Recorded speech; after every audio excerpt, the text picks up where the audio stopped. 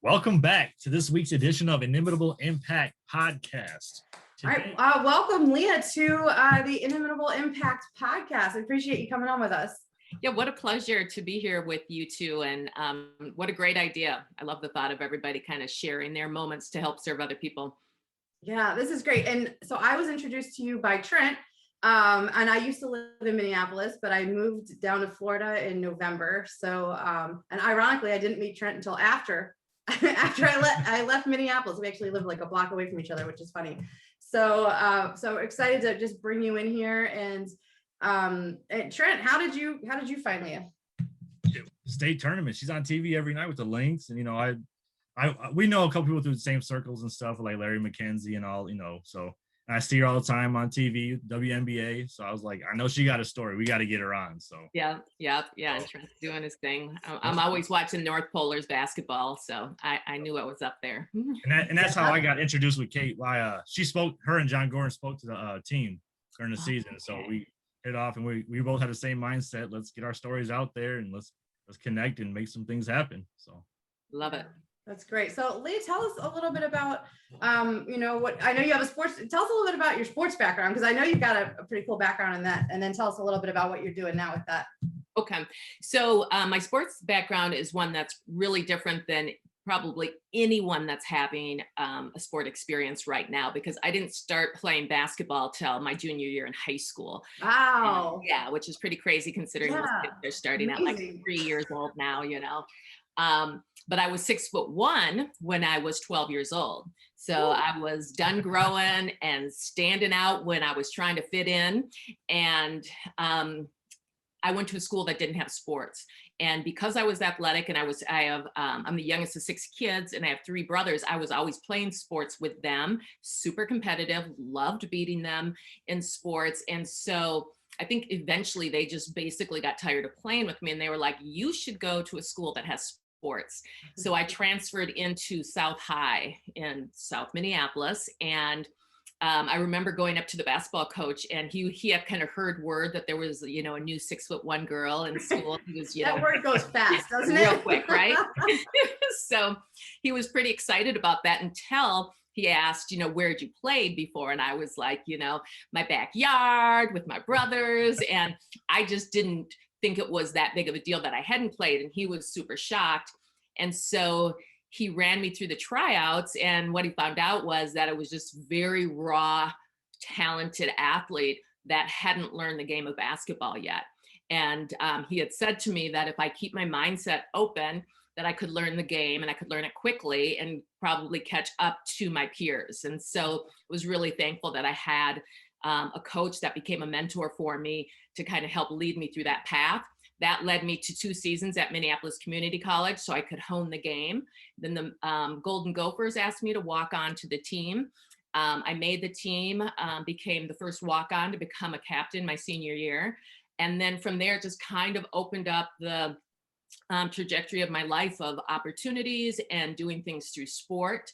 And I think the biggest thing I take from that is that people stepped in, like my coaches, like family members, and other mentors to help kind of guide me through that process.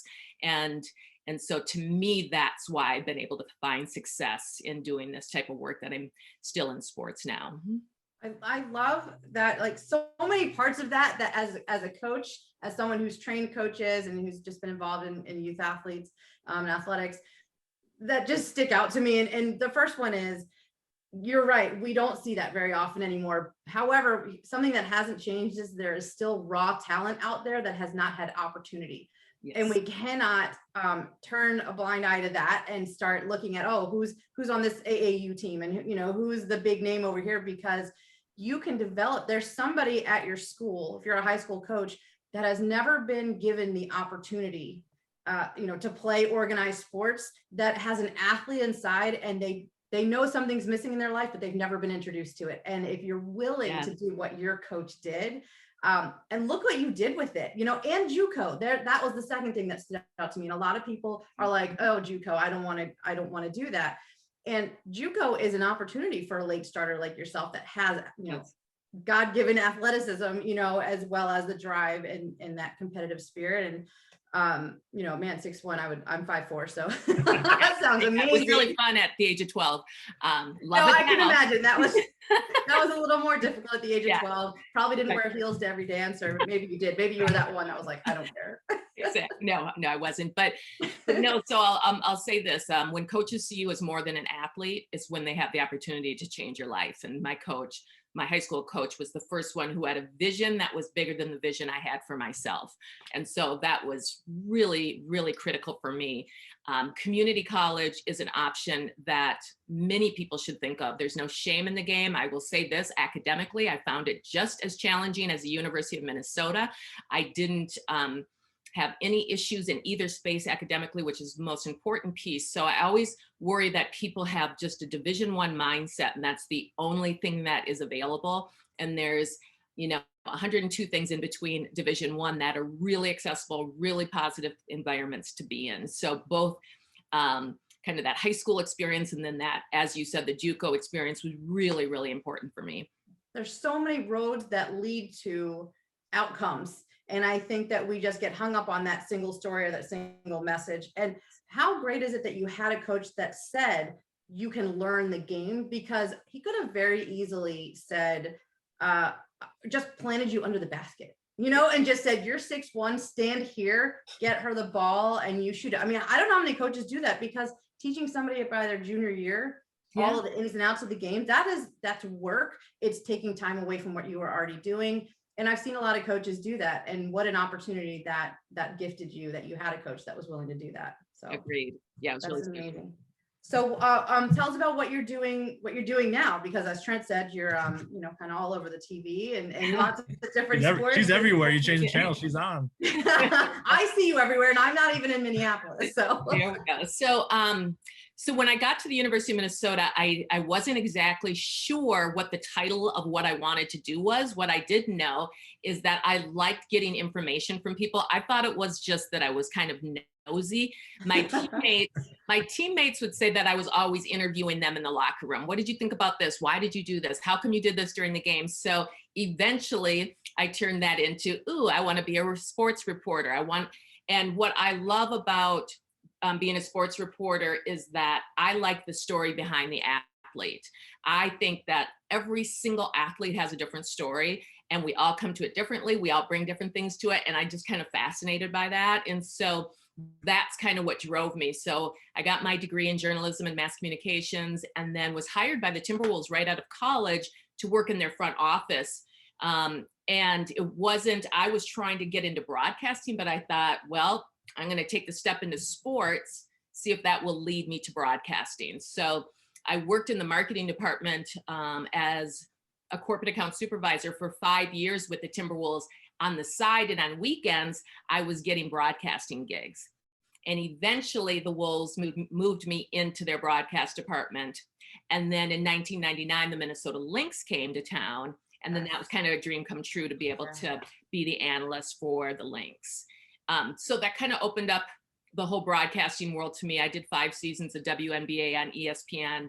And then after I had kids, chose to work locally so I didn't have to travel, and have done high school state basketball tournaments for boys and girls, where I see Trent, and continue to do sideline for the Wolves. And then from there, I started doing more speaking, because when you work in sports, people oftentimes will ask you to come speak to young people, which was really an honor for me. And so I kind of turned that into a more formalized piece of what I do. So that was kind of a natural offshoot for me. Yeah. Just kind of going back, and for some of the younger girls now who don't know any different, if someone had told you as a kid that you were going to be on the sideline with a WNBA, I mean, how much does that blow your mind? Because I mean, we appreciate it, because there weren't any professional women's sports when I was growing up for me to look up to. And so I saw it as a side thing for sports, and as opposed to the boys who would be like, I can't wait to be in the NFL or the NBA, or, and it was kind of like, it was just an opportunity that wasn't there for us. How powerful is it that you get to do that now? Huge.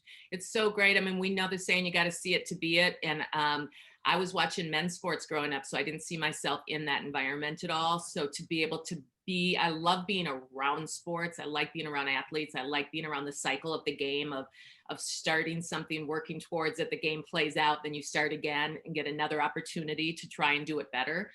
But so I just love what the WNBA has done. I love the fierce women who are running it, and they're at this point in time, for the first time, we're seeing athletes use their voices in a really kind of proud and loud way, and they should.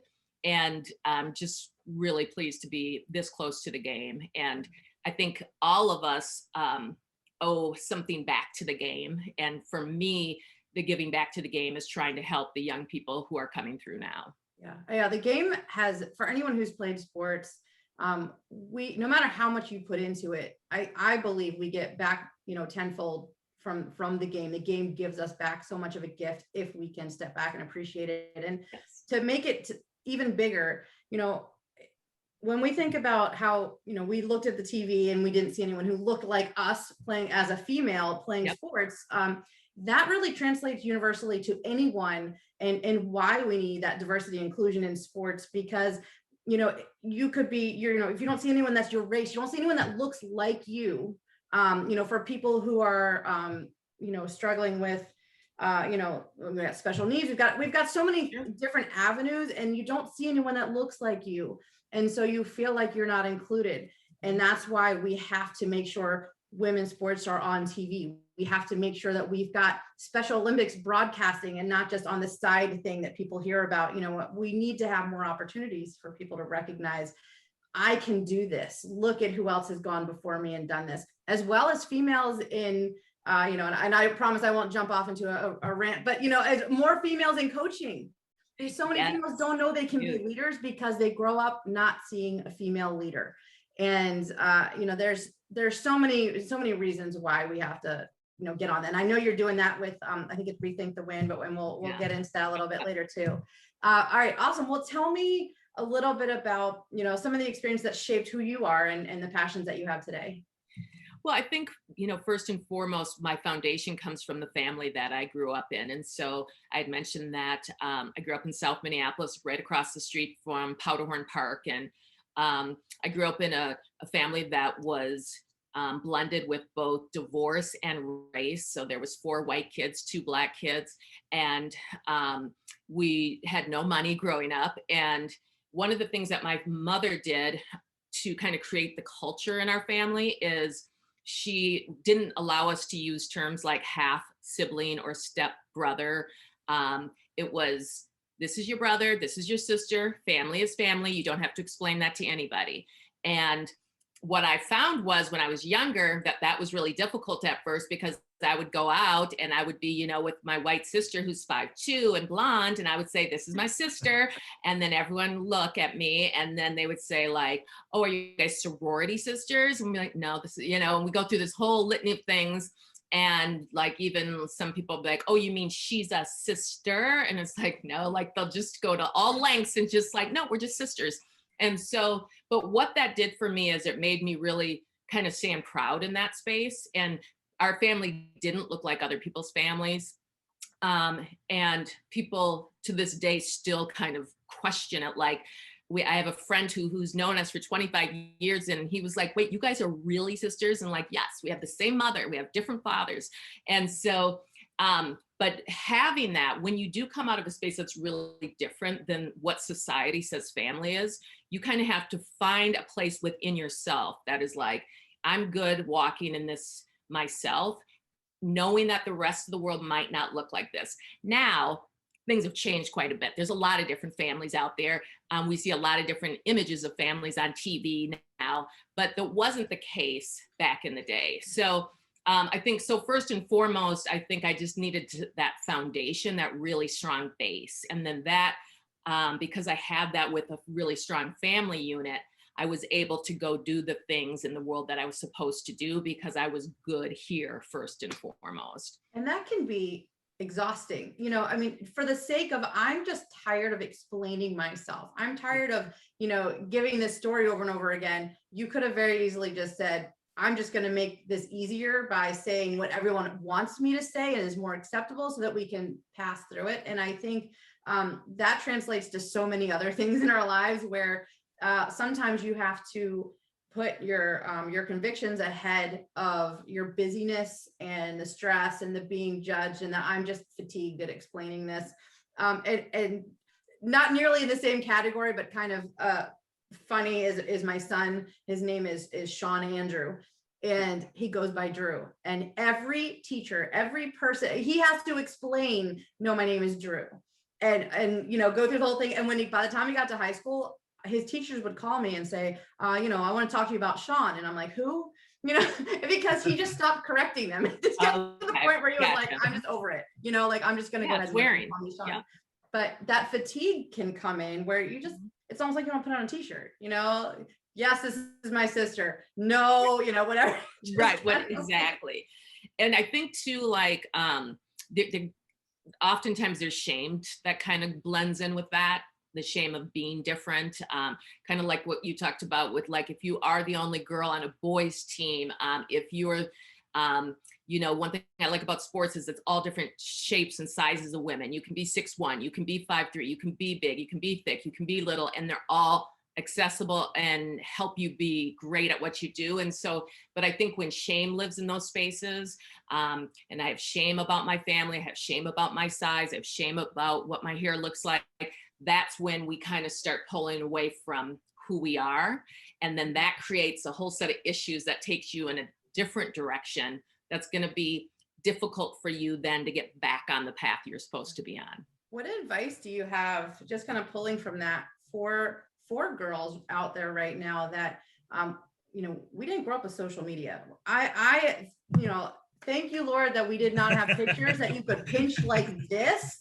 Oh my gosh. I mean, my daughter will zoom in on her face and be like, oh, I look terrible. And I'm like, wow. But I'm like, nobody else is zooming in, on your ear, like that. But, and then there's this, the cancel culture and judgment, just this, this freedom to judge people has just overtaken us, and to really look at other people's lives under a microscope, or to feel like you're being judged, even if you're not. What advice do you have to kind of, especially in your case where you felt like you had to keep explaining yourself over and over again, that can create that culture of shame too. Yeah. What would you say to girls now to kind of help them, live in their truth and their confidence? I think first and foremost, to realize that you always have to start with yourself first. So if you're trying to fix things by placating to other people, I'm going to dress like them to look like them, I'm going to do what I have to do to be in the in crowd, you're never going to feel what you're trying to feel, because what you're trying to feel is inside. It's how you actually think about yourself. And so understanding that we do all have a negative voice in our head, and that we will spend most of our life trying to control that voice. And I think it's really, really important that you do that work for your whole life. It doesn't end any particular time. It's kind of a lifelong mission of like trying to build yourself up, have courage to walk into a room where people look different than you. For me now, it's like, I'm serving on a corporate board for the first time. So I'm walking into a room with people that I'm not used to walking into that room. So I'm like trying to talk myself into that voice. You can do this. You can do this. It's different from what I've been doing, but I can walk in that same way. So even at my age, I'm still working that voice. So I think that understanding of that work is never ending, but it has to happen. And once you come outside of that, if you don't do that work, it's just, you're going to find yourself trying to placate to everybody else. Yeah. I really believe that negative voice comes from fear. It's that, fear of who we are, what other people are thinking of what if these negative thoughts that are coming into my head are true. And, I've talked a little bit before about like the reticular, system, all part of your brain it's always filtering, and it's always looking to validate the thoughts that are in your head. And so if you have negative thoughts in your head, your brain subconsciously is always looking for validation. So anything that backs up that negative thought now takes that negative thought and makes it your truth. And I think so much of us, so many of us live in that negative validation. And, I like what you were kind of alluding to, that you're kind of talking to yourself through it and telling yourself, this is the truth. This is the truth. And the more we can rewire ourselves to do that, the more our brain will seek to validate the positive truth and the things that we tell ourselves. And I don't know if you've read any of David Goggins, and he wrote Can't Hurt Me, and he talks about how he put sticky notes on the mirror. And he kind of yelled at himself. I don't know if we have to do that, but if that's your thing, Go do it. Yep. right, then go for it. But just that these negative thoughts are here. I didn't put them here. They pass through, and I get to decide what I validate as truth is so powerful. And I think your experience really, really speaks to that. So going through that, and that you developed this Rethink the Win. Tell me about what that is and what you're doing with it. I think for me, it was because I had been in sports my whole career. And then I had 2 kids, Jade and Will, and they came through sports. And I hadn't seen that youth sports world before because I came to the game so late, and it's changed a lot. So, so I was actually shocked and just dismayed and disappointed by what I was seeing at their games. Things that had been normalized were things like parents who felt it was okay to yell at 13-year-old volleyball players who were line judges, people disrespecting each other in the stands, people disrespecting athletes on the courts, and the inability for people to stay calm around officials and wrong calls. But for some reason, it's so normalized that we've decided that's just part of the game. And so originally my thought was around Rethink the Win is I just want to get in and talk to parents and coaches and athletes about just recognizing that this is not normal and that it's not a healthy environment for athletes. And when I did the research and found out that this group of athletes coming through are the most stressed and anxiety ridden group of athletes that we've ever seen, on top of being the most injured group of athletes. So we're trying to do something. We're trying to help them. We all want our kids in sports. And then at the same time, on the other side of that, we're breaking them down. And so, and what I learned from going around and speaking to the groups and listening to people is that everyone kind of agreed with it, but the emotions of wanting your kids to be successful so much and our society being very competitive, it just overrode kind of what was right. And so that's kind of why I originally started it. And then now post-COVID, I'm working a little bit more on trying to get athletes who can't play the game because they've been left behind financially and for other reasons, trying to get them back playing again. Yeah, absolutely. I love that so much. And I know that's a big passion for both myself and for Trent, is that inclusion piece. And everybody deserves an opportunity to move your body if your body is able, and to experience fun and growth, and what you learn from playing a sport, when the confidence you can get by mastering a skill that is difficult, pushing yourself through, putting the time in, getting the reps in, and then saying, I did this, is going to set you up for a much better future. Even if you're not considered, a star athlete, right? Everybody deserves to see that they can conquer something and get that confidence and that, that feeling from it. And, I was thinking about what you're saying about how, people will agree with you on that sports thing, and that we really are, we're over specializing, we're overtraining, and people talk about, well, I don't want to be with this program because we're not winning. And you hear parents all the time saying, well, my kid has no one to pass the ball to because nobody else can get it done, and everyone on the team thinks that their kid doesn't have anyone to pass the ball to, right? They're all superstars. Yep. And in America, more is better. If you eat less carbs, it's better. If you eat no food, it's better. If if everything is better, if it's more, if you train more, it's better. And all the facts in front of you are saying, our kids are, first of all, if they get injured, and a lot of them are getting seriously injured, injuries we didn't see before. You get to high school and they're tearing one ACL, and then they're coming back the next year and they're tearing the next one, and then they're done. They're done playing, and the depression that is setting in with these kids because they have no other identity. They have not experienced the arts. They haven't experienced socializing. They don't know what a vacation is where there isn't a tournament tied to it. Have you ever sat on the beach and not been going, what time do we have to be? Right. They just haven't had that life. And so it's so powerful to keep, it's like, we just have to keep putting the message out. More isn't better. And, rest days. You need rest days. You know, Right. you need to eat a bowl of ice cream once in a while. It's okay. You Right. know, just relax. Well, and what we've done is we professionalize youth sports, yet what we forget, one, we can't do that because they're not just little adults.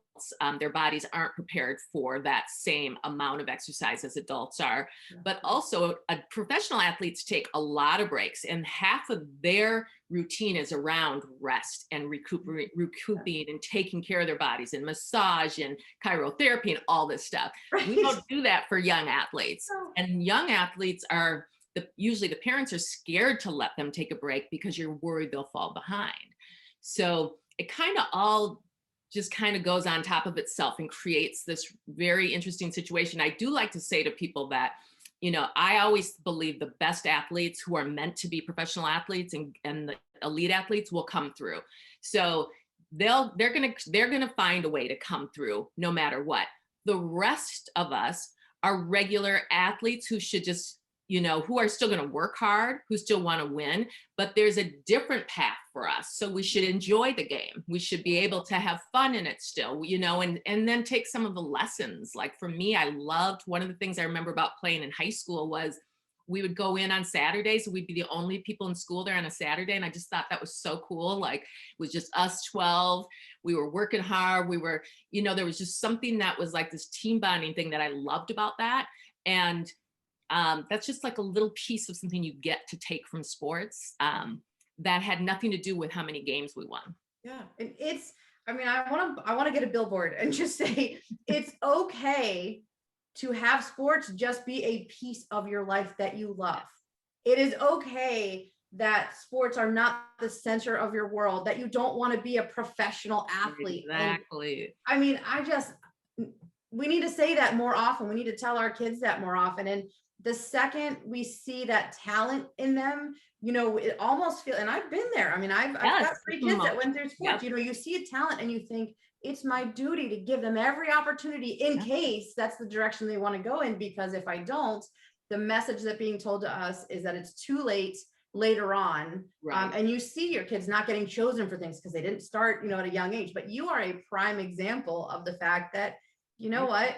If you're an athlete, you're an athlete and you're an athlete. If you have a sports-minded, you know, brain and you're competitive and you were given the gift of muscles and speed, you know, and great muscle, you know, fast twitch fibers and, you know, then exactly, then you're going to excel and you can take, you know, I have personally gotten, so I coach lacrosse and I've gotten athletes that I had an athlete that came over from softball. So she played softball in the fall.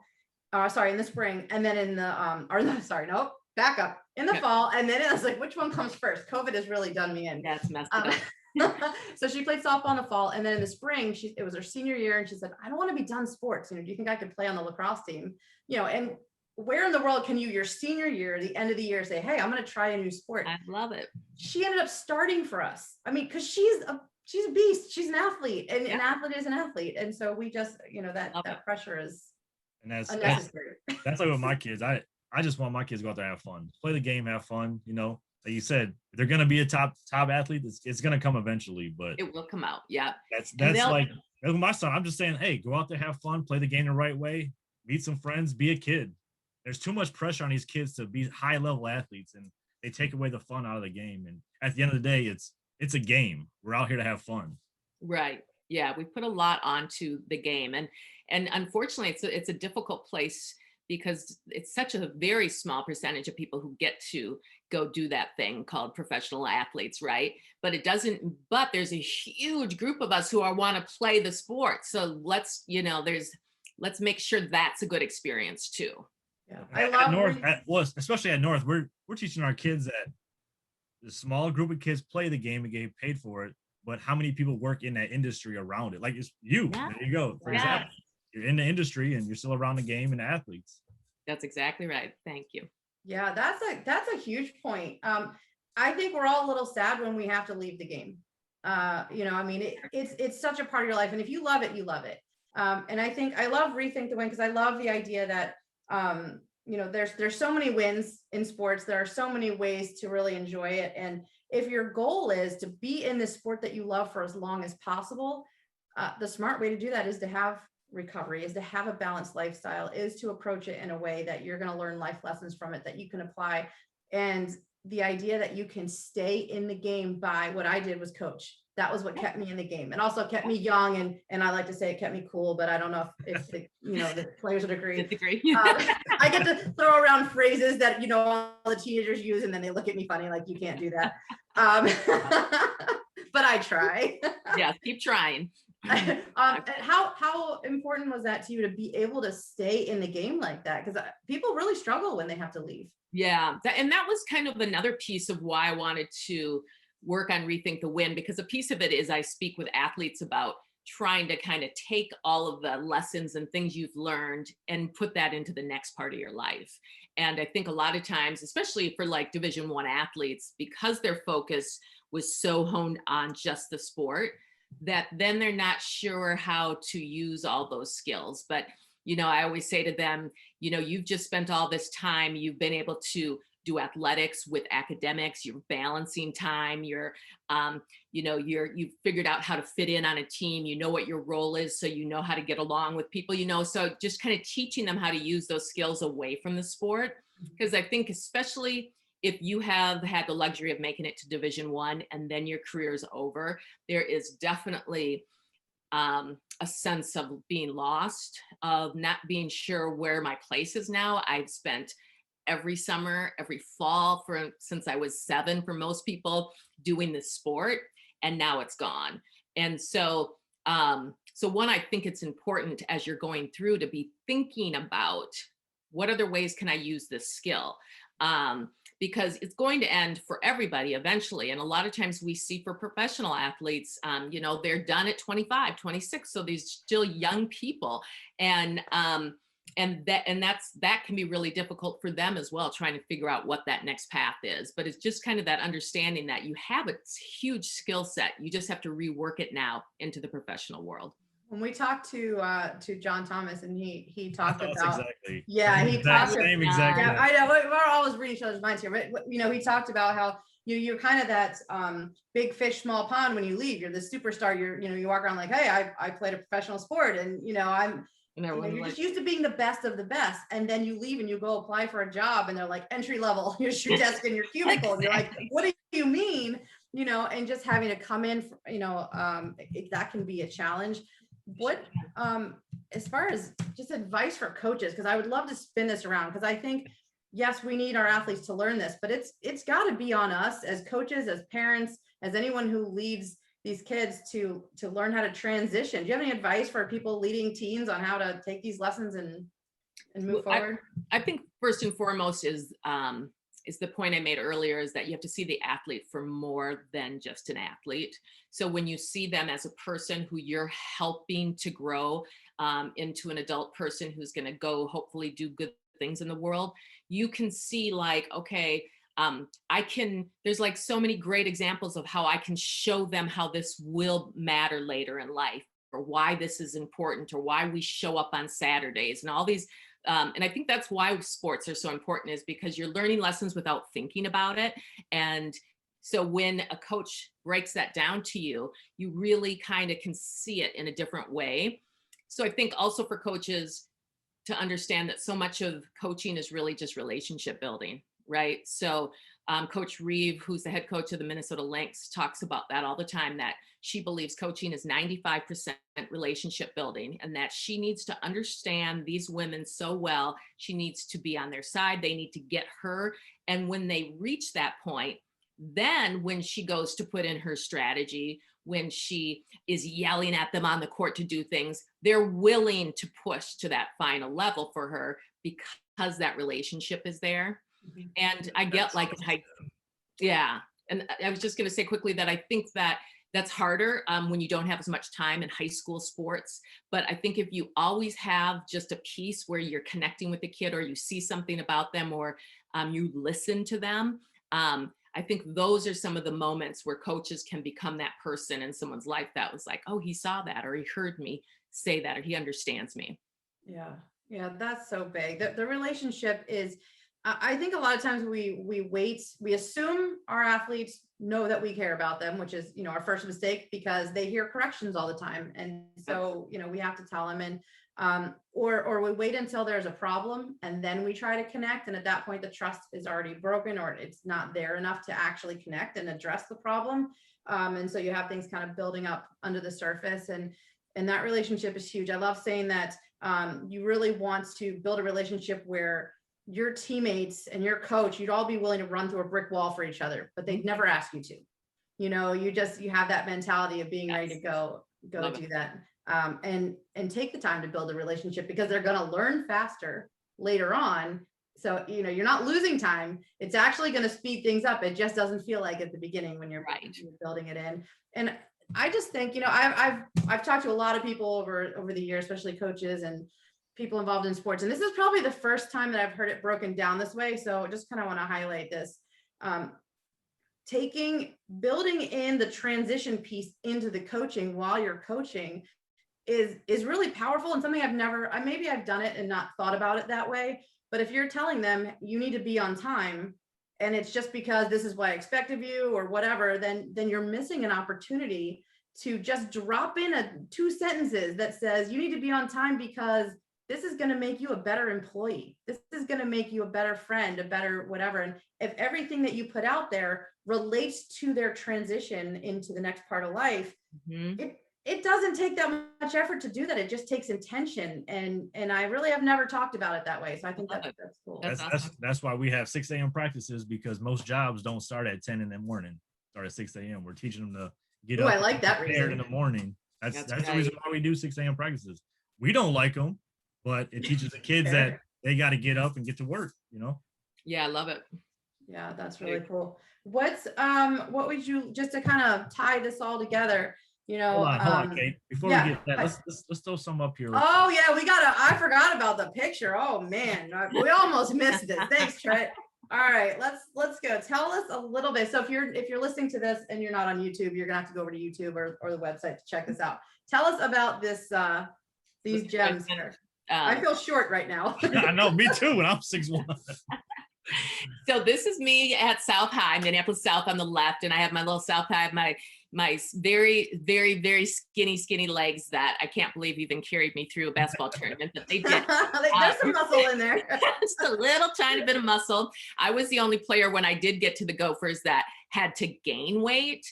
And what doesn't go over really well on a team is when you go out for dinner and the coach says, everyone can order dessert. And then when everyone gets dessert, she's like, give it to Leah.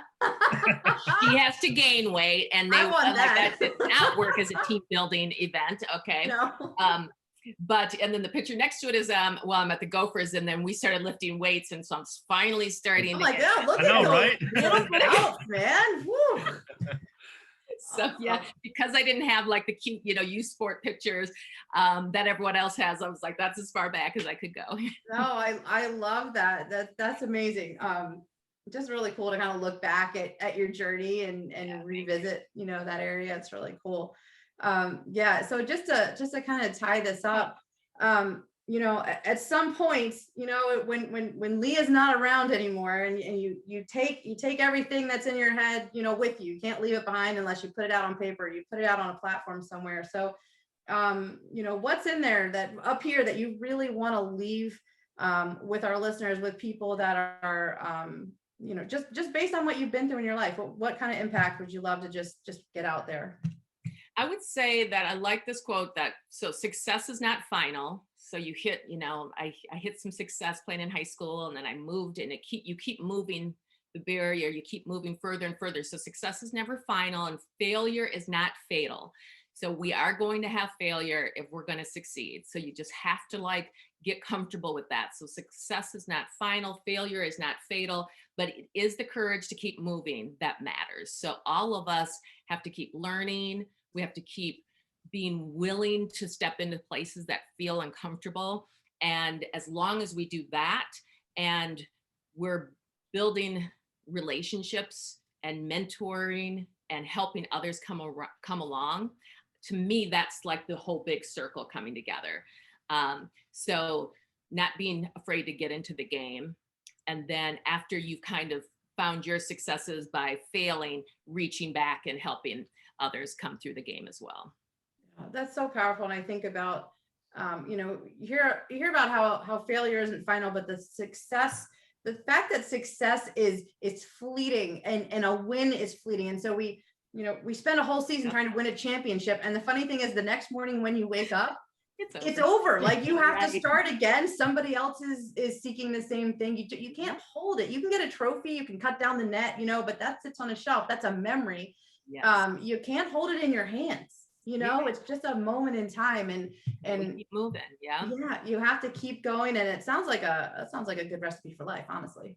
Yeah, I'm gonna go with it. I'm going with it. But I do think that piece of, like, I think so many of us don't even dare to, like, kind of step into it because it feels scary.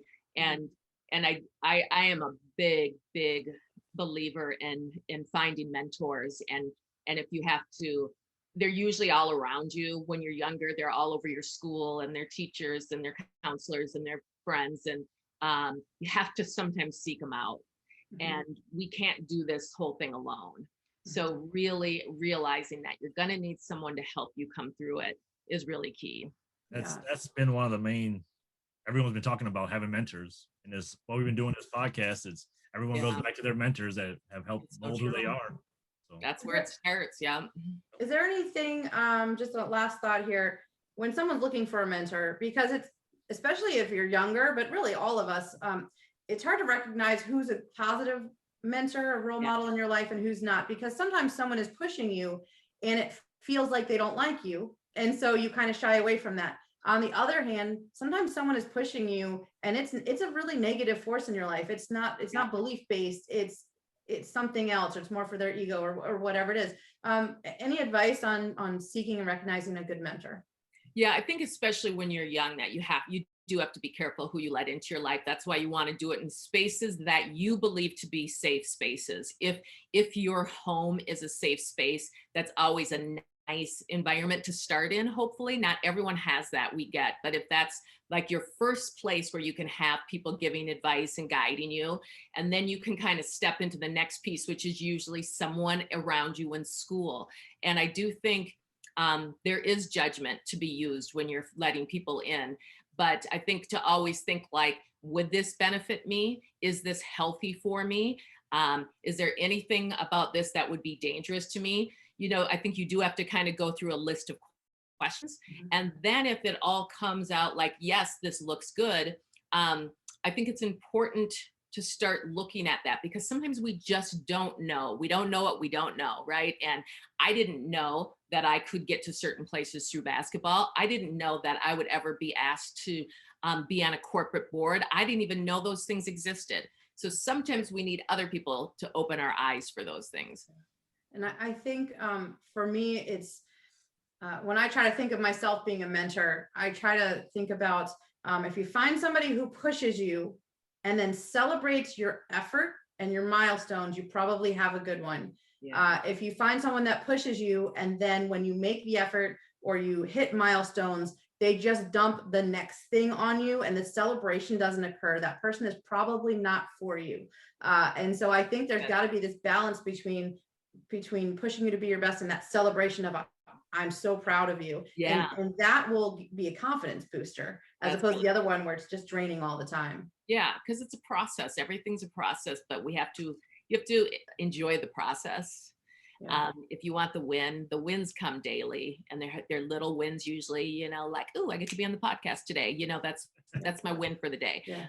And you kind of build up on those. But so I like that. I like that a lot. Awesome. Well, thank you, Leah, so much for bringing, I got a lot of really cool different perspectives today that I hadn't really thought about. So I know other people are definitely grab some. Trent, you got some? Trent's always taking notes. I'm always like, Trent, stop taking notes during the podcast. I'm taking notes all the time. Quotes, everything. I take them all the time. All right.